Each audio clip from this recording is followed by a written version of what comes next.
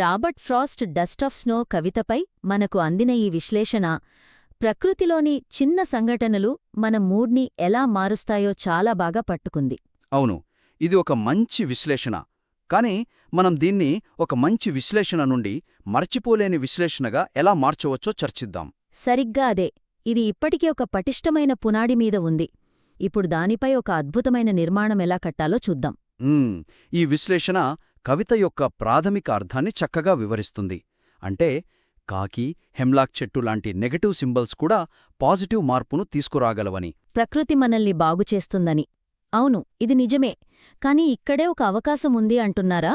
అక్కడే అసలు విషయముంది. ఈ విశ్లేషణ యొక్క ప్రధాన వాదనను మరింత పదును పెట్టడం ద్వారా దానికొక ప్రత్యేకమైన లోతైన దృక్కోణాన్ని అందించవచ్చు. పదును పెట్టడమా?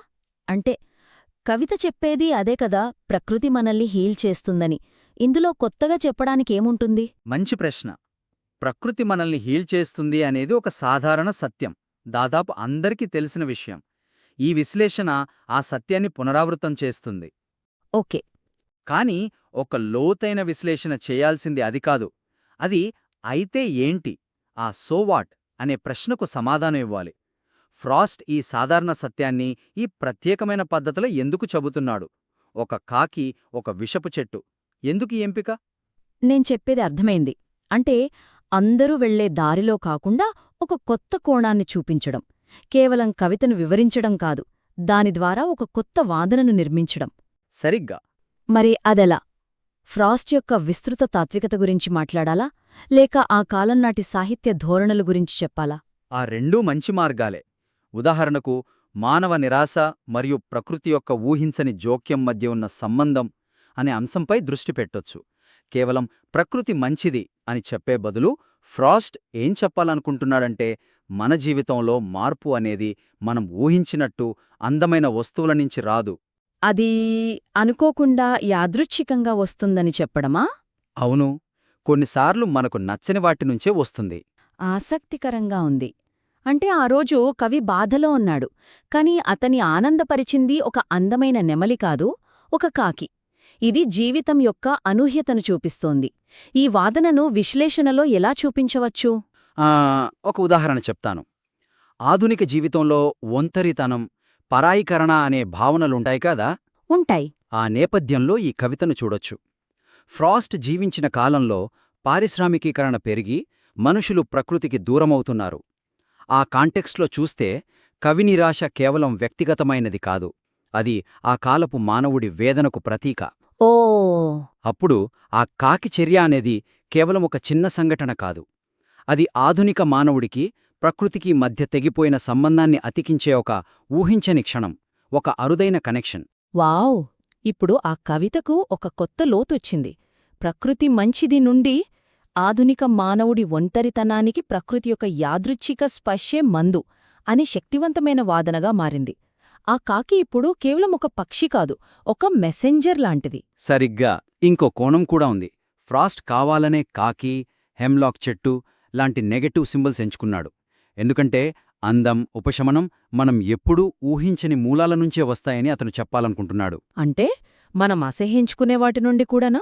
అవును, జీవితంలో మంచి ఎప్పుడూ అందమైన గులాబీల నుంచో, కోయిలపాట నుంచో రాదు. కొన్నిసార్లు అది మురికిగా కనిపించే కాకి, విషపూరితమైన చెట్టు నుండి కూడా వస్తుంది. ఇది ఫ్రాస్ట్ గుడ్డి ఆశావాదాని కాదు, అతని వాస్తవికతని చూపిస్తుంది. జీవితం సంక్లిష్టమైనది అని చెప్పడం. నిజమే. ఈ వాదన విశ్లేషణకు ఒక పదునైన తాత్విక కోణాన్ని ఇస్తుంది. ఓకే, కాబట్టి ఒక బలమైన, ప్రత్యేకమైన వాదనను నిర్మించడం మొదటి మెట్టు.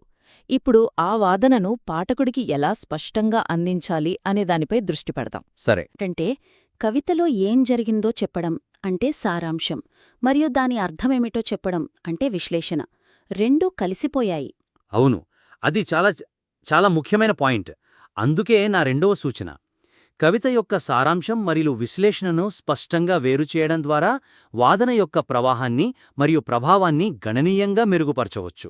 ప్రస్తుతమున్న నిర్మాణంలో కవి చెట్టు కింద ఉన్నాడు, కాకి మంచును కదిలించింది, అతని మూడు మారింది.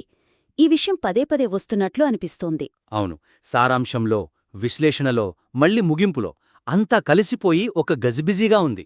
దీనివల్ల వాదన యొక్క శక్తి కూడా తగ్గుతుంది. పాఠకుడికి కొంచెం గందరగోళంగా కూడా ఉంటుంది. ఏది కవితలోని వాస్తవం, ఏది రచయిత వ్యాఖ్యానం అనేది స్పష్టంగా తెలియదు. పర్ఫెక్ట్. మనం ఒక వాదనను నిర్మిస్తున్నప్పుడు ఇటుక మీద ఇటుక ఎలా పెడతామో అలా దశలవారీగా నిర్మించాలి. పునాది వేసి ఆ తర్వాత గోడలు కట్టాలి. ఇక్కడ పునాది అంటే సారాంశం, గోడలు అంటే విశ్లేషణ కలిసిపోయాయి. మరి దీన్ని ఎలా సరిదిద్దాలి? ఒక స్పష్టమైన నిర్మాణాన్ని ఎలా రూపొందించాలి? చాలా సులభం. మొదట ఒక పేరాలో కేవలం కవితలో ఏం జరిగిందో చెప్పండి. ఎలాంటి విశ్లేషణ, ఎలాంటి వ్యాఖ్యానం వద్దు. ఉదాహరణకు, కవి ఒక హెమ్లాక్ చెట్టు కింద నిలబడి ఉన్నాడు. ఒక కాకి ఆ చెట్టు కొమ్మను కదిలించడంతో మంచు రేణువులు అతనిపై పడ్డాయి. ఈ సంఘటనతో అతని మిగిలిన రోజు నాశనం కాకుండా కాపాడబడింది. అంతే, సింపుల్. ఇది పునాది. ఓకే, ముందు ఏమిటని చెప్పడం. ఇది పాఠకుడికి ఒక బేస్లైన్ ఇస్తుంది. ఆ తర్వాత మీ అసలైన విశ్లేషణ మొదలవుతుంది. ప్రతి పేరా ఒక నిర్దిష్ట అంశంపై దృష్టి పెట్టాలి. ఉదాహరణకు, ఒక పేరాలో ఫ్రాస్ట్ అసాధారణమైన చిహ్నాలను ఎందుకెంచుకున్నాడు.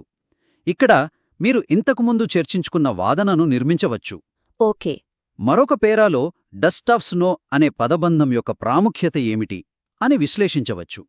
ఇలా చేయడం వల్ల పాఠకుడు మీ ఆలోచన విధానాన్ని సులభంగా అనుసరించగలడు. క్లుప్తంగా చెప్పడం. ఆ తర్వాత ఒక్కొక్క పేరాలో ఒక్కో అంశాన్ని తీసుకుని లోతుగా విశ్లేషించాలి. అవును. ఉదాహరణకు, ఫ్రాస్ట్ నెగటివ్ సింబల్స్ ఎందుకు వాడాడు, డస్ట్ ఆఫ్ స్నో అనే పదం ఎందుకు వాడాడు, ఇలా. ఆ తర్వాత ముగింపు. ఈ నిర్మాణం చాలా తార్కికంగా, బలంగా అనిపిస్తోంది. ఖచ్చితంగా ఇది మీ వాదనకు ఒక వెన్నెముకలా పనిచేస్తుంది. పాఠకుడు దారి తప్పిపోయే అవకాశం ఉండదు. సరే, ఇప్పుడు మన దగ్గర ఒక పదునైన వాదన ఉంది. దాన్ని ప్రదర్శించడానికి ఒక స్పష్టమైన నిర్మాణం కూడా ఉంది. ఇక మూడవ అంశానికి వద్దాం. ఈ విశ్లేషణ ప్రతీకావాదంపై బాగా దృష్టి పెట్టింది. కాకి అంటే మరణం, హెమ్లాక్ అంటే విషం అని. అవును, అది మంచి పాయింటే. కాని కవిత్వం కేవలం పదాల అర్థాల గురించి మాత్రమే కాదు కదా. అదొక అనుభవం. ఈ విశ్లేషణలో ఆ అనుభవం మిస్ అవుతున్నట్లు నాకనిపించింది. చాలా మంచి పాయింట్ పట్టుకున్నారు. ఫ్రాస్ట్ ఉపయోగించిన భాష యొక్క ఇంద్రియ అనుభవాన్ని మరియు ఆకృతిని లోతుగా పరిశీలించడం ద్వారా ఈ విశ్లేషణ పాఠకులను మరింతగా ఆకట్టుకోగలదు. అంటే ప్రస్తుతం ఈ విశ్లేషణ కవిత ఏమి చెబుతుందో వివరిస్తోంది, కాని ఎలా చెబుతుందో, మనకు ఎలా అనిపిస్తోందో వివరించడం లేదు. కవిత్వం మనల్ని ఒక మానసిక స్థితిలోకి తీసుకెళ్లాలి. ఈ విశ్లేషణ ఆ భావోద్వేగ ప్రయాణాన్ని విస్మరిస్తోంది. అంటే కేవలం సింబల్స్ను డీకోడ్ చేయడం కాకుండా ఆ పదాల శబ్దం, లయ, అవి మన మనసులో సృష్టించే చిత్రాల గురించి మాట్లాడాలి. ఉదాహరణకు, ఈ కవిత చాలా చిన్నది, కేవలం 8 పంక్తులు. ఎందుకలా? అక్కడికే వస్తున్నాను. కవిత యొక్క సంక్షిప్తతను విశ్లేషించడం ఒక అద్భుతమైన మార్గం. ఆ సంఘటన ఎంత ఆకస్మికంగా క్షణాల్లో జరిగిపోయిందో కవిత రూపం కూడా అంతే సంక్షిప్తంగా ఉంది. ఓ అవును కదా. కవి మానసిక స్థితి మార్పు కూడా అంతే వేగంగా మెరుపులా జరిగిపోయింది. ఫ్రాస్ట్ దాని గురించి పేజీలకు పేజీలు రాయలేదు. అది జరిగింది అంతే. ఆ వేగం, ఆ క్లుప్తత, ఇవన్నీ ఆ కవిత యొక్క చిన్న రూపంలోనే ఇమిడి ఉన్నాయి. ఇదొక ఫోటోగ్రాఫ్ లాంటిది. ఒకే క్లిక్లో ఒక క్షణాన్ని బంధించడం. ఆ తక్షణ అనుభూతిని నిలబెట్టడానికే ఫ్రాస్ట్ అంత చిన్నగా రాశాడేమో. ఖచ్చితంగా. ఇంకొక శక్తివంతమైన ఉదాహరణ చూద్దాం. డస్ట్ ఆఫ్ స్నో అనే పదబంధం. అవును. ఫ్రాస్ట్ బ్లాంకెట్ ఆఫ్ స్నో అనో, పైల్ ఆఫ్ స్నో అనో అనలేదు. డస్ట్, ధూళి అనే పదాన్ని ఎంచుకున్నాడు. ఈ పదం మన మనసులో ఎలాంటి చిత్రాన్ని సృష్టిస్తుంది? డస్ట్ అంటే చాలా తేలికైనది, సూక్ష్మమైనది, గాలిలో తేలియాడేది, దాదాపుగా ప్రాముఖ్యత లేనిది. ఒక పెద్ద మంచుగడ్డ పడితే ఆ అనుభవం వేరేలా ఉండేది. కాని ఇది కేవలం ధూళి. సరిగ్గా అదే. డస్ట్ అనే పదం యొక్క స్పర్శ అనుభూతిని, దాని తేలికతనాన్ని, దాని అశాశ్వతత్వాన్ని పాఠకుడికి తెలియజేయాలి. అంత చిన్న, అల్పమైన, దాదాపుగా కనిపించని ఒక వివరమే ఒక మనిషి రోజంతా నాశనం కాకుండా ఎలా కాపాడింది. ఈ విశ్లేషణ ఆ ప్రశ్నను లోతుగా అన్వేషించవచ్చు. ఇది చిన్న విషయాలు ముఖ్యమైనవి అనే సాధారణ సందేశానికి మించి. అవును, ఆ చిన్నదనం యొక్క ఆకృతిని, అనుభూతిని మనకు చూపిస్తుంది. విశ్లేషణ కేవలం చదవడంలా కాకుండా ఆ మంచు ధూళి మనపై పడిన అనుభూతిని కలిగించాలి. అద్భుతం. అంటే కేవలం చిహ్నాలను నిర్వచించే నిఘంటువులా కాకుండా కవి ఎంచుకున్న పదాల వెనుక ఉన్న అనుభూతిని అన్వేషించడం ద్వారా విశ్లేషణకు ప్రాణం పోయవచ్చు. అవును, ఇది విశ్లేషణను మరింత అధునాతనంగా గుర్తుండిపోయేలా చేస్తుంది. కాబట్టి ఈరోజు మన చర్చను ఒక్కసారి సమీక్షిస్తే ఈ విశ్లేషణను ఉన్నత స్థాయికి తీసుకెళ్లడానికి 3 కీలకమైన మార్పుల అవసరం. చెప్పండి. మొదటిది ప్రధాన వాదనను పదును పెట్టడం. ప్రకృతి మంచిది అనే సాధారణ సత్యానికి బదులుగా ఊహించని మూలాల నుండి వచ్చే ఉపశమనం వంటి ఒక నిర్దిష్టమైన వాదించదగిన థీసిస్ను రూపొందించడం. అవును, ఆ అయితే ఏంటి అనే ప్రశ్నకు బలంగా సమాధానమివ్వడం. రెండవది నిర్మాణాన్ని స్పష్టం చేయడం. సారాంశాన్ని, విశ్లేషణను స్పష్టంగా వేరుచేయడం.